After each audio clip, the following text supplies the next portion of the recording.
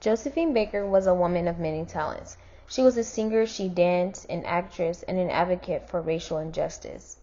She was an icon. Josephine Baker was the first African American to star in a major film, which was an achievement of a lifetime for a black woman in her time. Her career took a leap once she took her talents to France.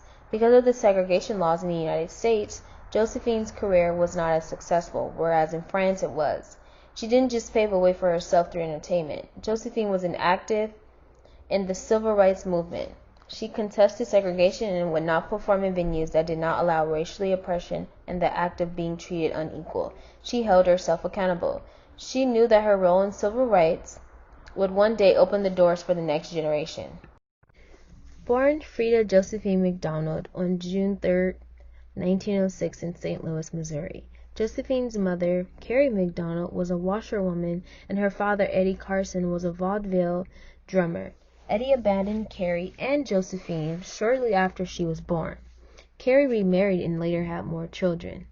Josephine ran away at the age of 13 and dropped out of school. She was then hired as a waitress at a club. To help support her growing family, at 8, Josephine cleaned houses and babysat for wealthy white families, often being poorly treated. She briefly returned to school 2 years later before running away from home at the age of 13 and finding work as a waitress at a club. While working there, she married a man named Willie Wells, who she divorced weeks later. Josephine took up dancing, sharpening her skills in both clubs and in street performances. In 1919, she was touring the United States with the Jones Family Band and the Dixie Steppers performing comic skits. In 1921, Josephine married a man named Willie Baker.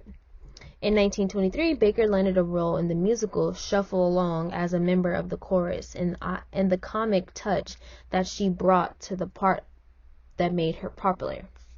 In 1925, at the Parc of France obsession with American jazz and all the things exotic, Baker traveled to Paris to perform in Le Rouge Negre.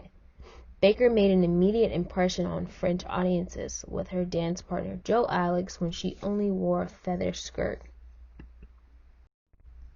Post-war, in 1950, Baker married Joe Bullen, and they began to adopt babies from all over the world. During her U.S. tour, she was appalled by the racist attitudes she encountered. Josephine demanded that her contract contain a non-discrimination clause and insisted her audiences to be mixed. Nightclubs across the country were being integrated. In 1963, she participated alongside Martin Luther King Jr. in the March on Washington. In honor of her efforts, the NAACP eventually named May 20th Josephine Baker Day. After a long time of dealing with racism, Josephine performed at Carnegie Hall in New York and was greeted with a standing ovation. In 1975, on April 12th, Baker died in her sleep of a cerebral hemorrhage. She was 68 years old.